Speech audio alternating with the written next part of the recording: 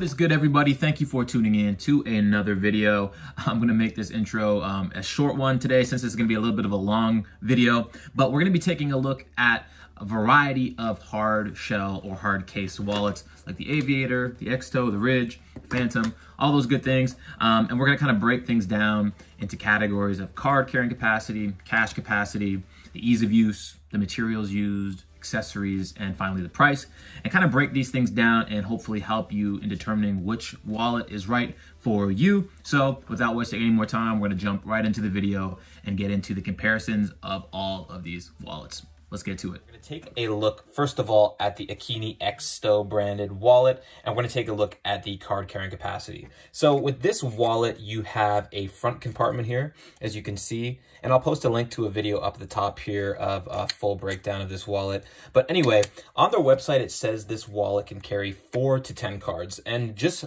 for sake, I'm going to put 10 cards in the top here, mixed use. To show you that it can carry the 10 cards, it says on the website, and that click lets you know it's in place. Nothing to shake out either way.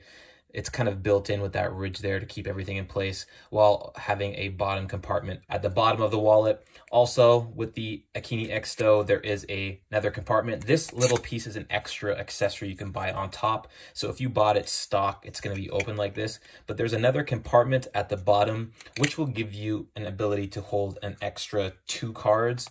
Or if you have some receipts or anything at the bottom, you can put 2 cards in there, no problem.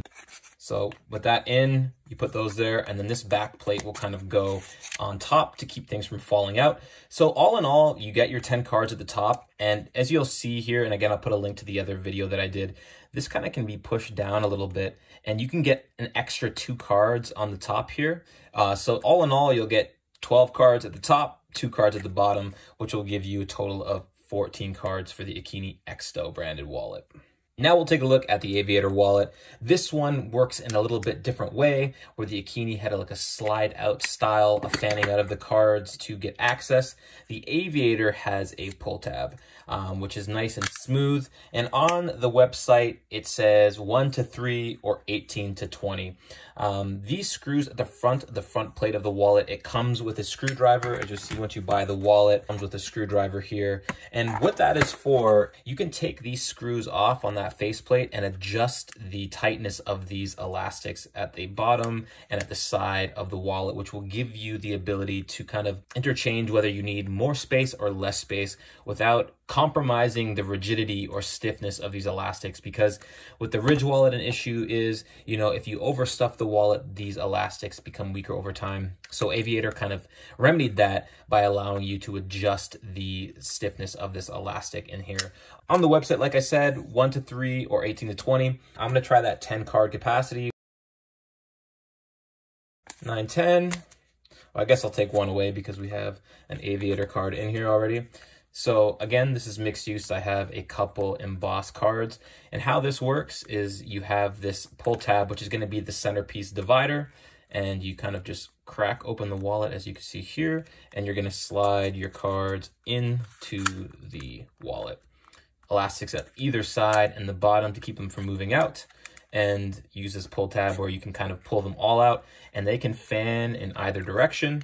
And you have access, or if there's something just at the front you want to get access to, you can just use your thumb and fan out the one. You get 10 cards in there with no problem. And if you want to adjust these screws at the front, you're going to find yourself adding 18 to 20, as stated on the website. Next up, we're going to take a look at the Ridge wallet here. On the website, it claims 1 to 12 cards, but again, a common problem with the Ridge is the elastics kind of losing that stiffness and rigidity. So just be aware you do not want to overstuff the wallet. So we have 1 card in here already. I'm going to add, again, I have a couple mixed use cards in here, 9, 10, 11. So that's going to make that 12 mixed use. And on the Ridge, it's just open at the one side, and you'd use that to kind of push it out, but it's kind of closed on the one side. So only 1 access point on this wallet, a little bit tougher to get the cards in, or more cumbersome, I should say, but with no problem at all. You got 12 cards fitting in there. I don't suggest adding more than that. I don't see most people carrying more than 12 cards really, but with ease, it holds the 12 cards as stated on the website.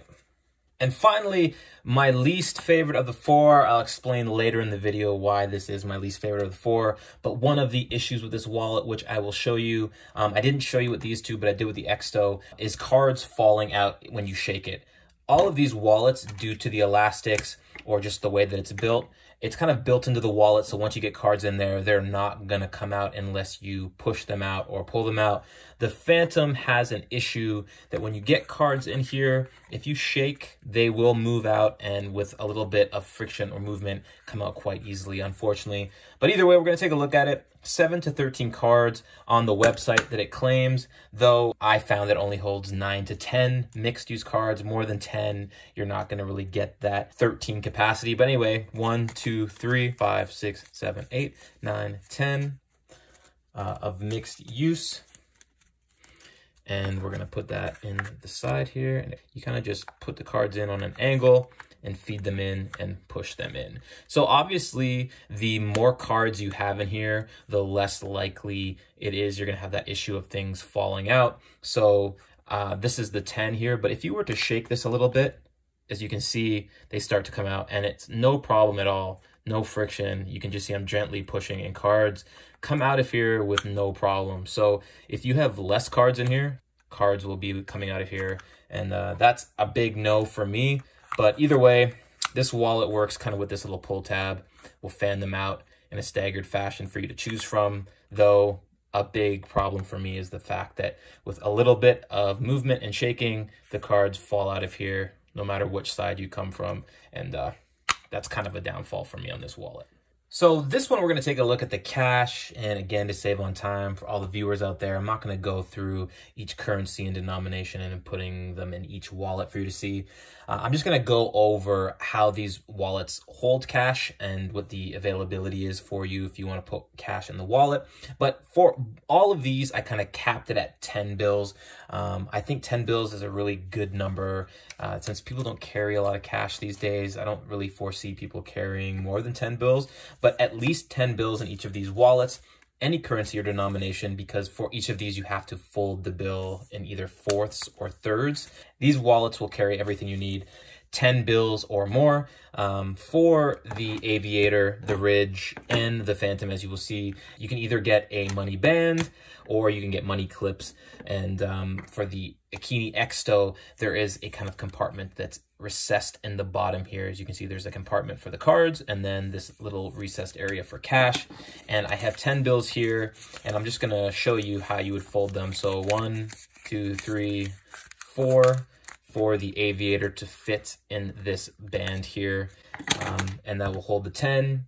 And for the money clips here, you can kind of do that way as well. You just don't want to make it wider than the wallet. So again, you probably want to hold it in fourths, and same thing. But for the Akeeni, you can do it fourths or thirds. And how it's just going to work is it's just going to fit in the bottom of the wallet. You'll take your cards and you'll slide them in like this. And that's kind of how it's going to be held in the Xsto.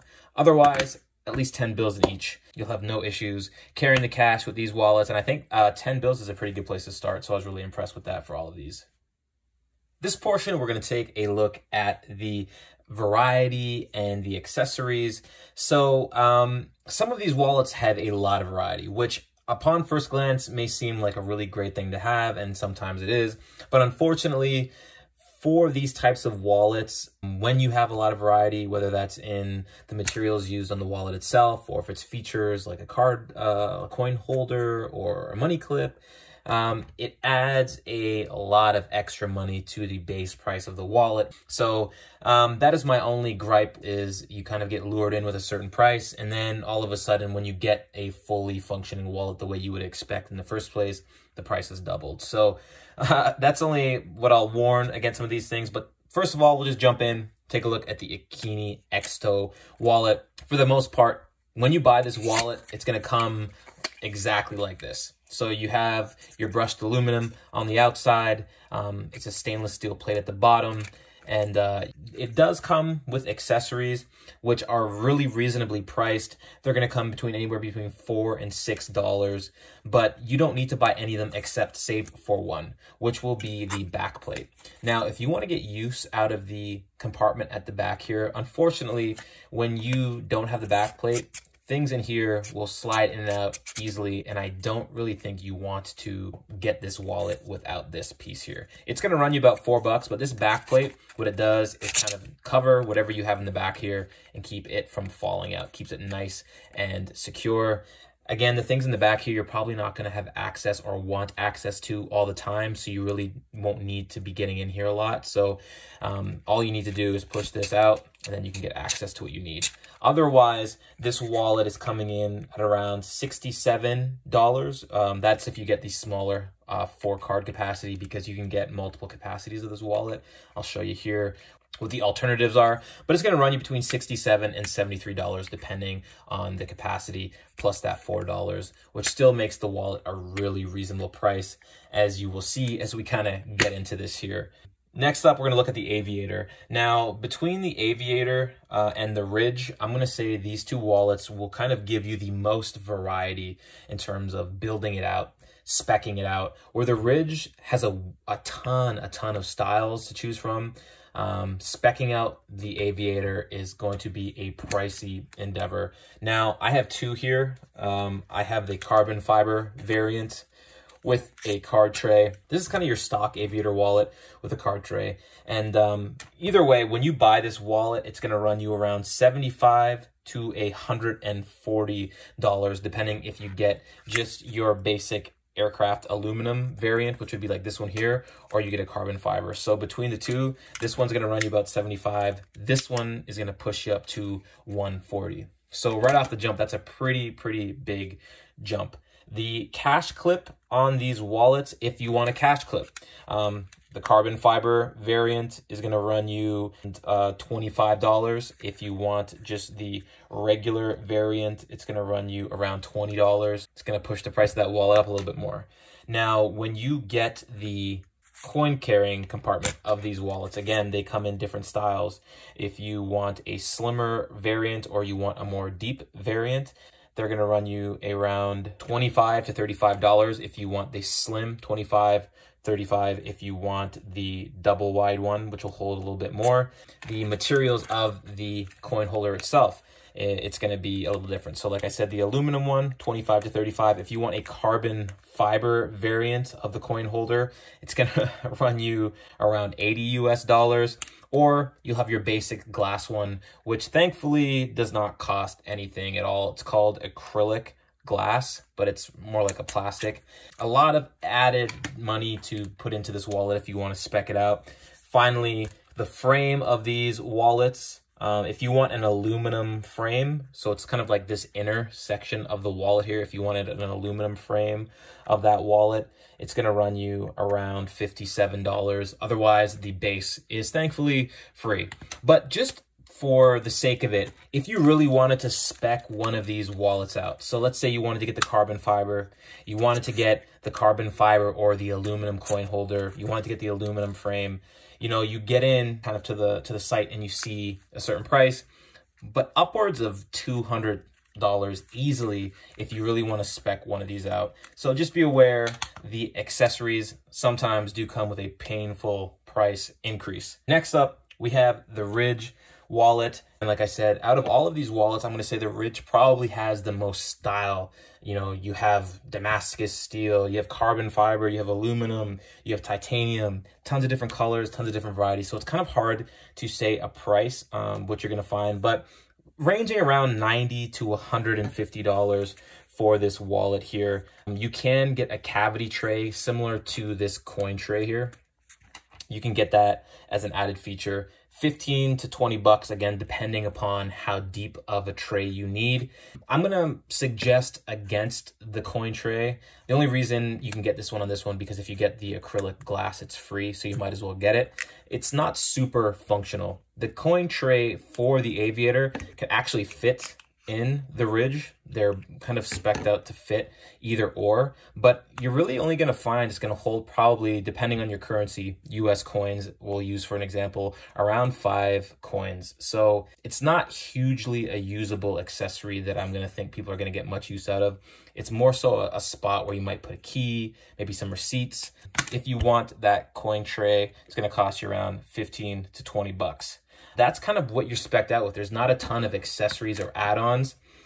This money clip on the back comes stock, so there's no added cost, which is nice to see. So otherwise, 90 to 150 bucks is what you're going to be working with if you want to get a Ridge wallet. Finally, the Fantom, my least favorite of all of these wallets. Upon doing this review, I kind of have taken a look around on the website. They have kind of some new tools that are built into wallets where your keys pop out, some trickery. I won't say that's a bad thing, but at the same time, my gut feeling is when you have a wallet that's kind of adding a whole bunch of these tools and features, it's because it's probably lacking in other areas. And for me, the Fantom lacks heavily, not only because the cards fall out, but it just feels much cheaper than all of these here before you. It's not to say this is made out of plastic. It is made out of aluminum. You can get a carbon fiber variant, but it just feels cheap. This aluminum would scratch super easily. I'm not sure if any of the other colors would suffer the same fate, but it is not the greatest build quality in comparison to these three here. Price-wise, it's pretty reasonable, depending on if you want the aluminum or the carbon fiber. The money clip, unfortunately, is another add-on, 12 bucks. It does come with a coin holder, which is kind of built in, I believe, on this end here. When you open it up, there's a slot here where coins come out. And if you wanted to get that, that's an extra $8. So if you really wanted to spec this wallet up, it's going to jump up another $40. But it feels cheaply made. This is probably, I have another video with pop-up wallets. I'll put the link up here if you want to take a look. But even with those other pop-up wallets, this is by far the cheapest feeling mechanism I've felt. I mean, I don't want to do it, but I could snap this off so easily right now. It's just a wallet that I would avoid. Cards fall out, feels cheaply made, and even though it's not overpriced, it is definitely my least favorite of the three. And if you are considering it, please consider any one of these other three other than the Fantom. All right, so there you have it. There is my breakdown and review of these 4 wallets. Now, obviously, the loser of the bunch, the one to avoid, is going to be the Fantom. Not to mention the fact that it just doesn't work properly. It's the cheapest feeling of the bunch. It doesn't really feel that well made. Fantom is offering quite a lot of variety in terms of tools built into the wallet, but out of these 3, I would probably avoid this wallet based on the fact of the cards falling out and the build quality. Ridge wallet, very, very expensive. My least favorite out of the bunch in terms of ease of use. Just the way that it's made, you have one access point. It's kind of cumbersome to use, and it is quite expensive once you kind of get into the fact that there's a million different varieties of materials you can pick from, and each one of those will push the wallet into a different direction. Though this doesn't have a ton of accessories like the Aviator, how I said there was a lot of options of materials and choices that kind of can boost and double the price of the wallet. This one to me is just priced really high and doesn't really offer the greatest experience in comparison to the other 2. So that's number 3 on the list. Number 2 is the Aviator. It's kind of a toss-up for me. I think I'm gonna give number 1 to Akeeni Xsto. Close number 2 for the Aviator. The only reason I'm not giving this as a number 1 is because you're kind of overwhelmed with that choice, which can really increase the price of the wallet quite a bit. Luckily with this wallet, they do offer, like I said, the acrylic glass, that plastic. So those materials gives you that full functioning wallet without having to increase the price too much. If you do want to jump up into aluminum materials or carbon fiber materials, it really does push the wallet into a very expensive price point. And that is the only reason I'm not putting this as number 1. Otherwise, best of ease of use. I like the aesthetic of this wallet a lot. It gives you the option of all these different things. So only the price point is keeping me from putting this at number 1. Whereas the Akeeni brand, this is gonna be my number 1 wallet. I love the way it's made. Carrying capacity is right up there. Cash carrying capacity is right up there. different compartments. This one has that little key tray. This one has that tray at the bottom. It's right there neck and neck in terms of compartments offered. The reason this is my suggestion, build quality, top of the line. The accessories are not priced to a point where it's gonna double the price of the wallet. They're very reasonably priced accessories, and really you only need the one accessory, like I said, if you're gonna get this wallet, just that backplate, which is gonna run you like $4 on top. Otherwise, though the ease of use isn't as easy, it's a quick learning curve, and between these two wallets, you're not gonna be disappointed if you pick either one of these two, but this is my number one simply because it is a very generously priced wallet. High-end materials, doesn't overwhelm you with choice and push you over the edge with price, and this would be my suggestion. Aviator, close number two. Avoid the Ridge, avoid the Fantom if you were looking at these four. But with that, I'm gonna say thank you so much for watching again. I hope this video was a little bit illuminating and kind of help you in a good direction and help you choose which wallet would be right for you. I'm gonna wish everybody well, take care, and until the next one, everybody, later.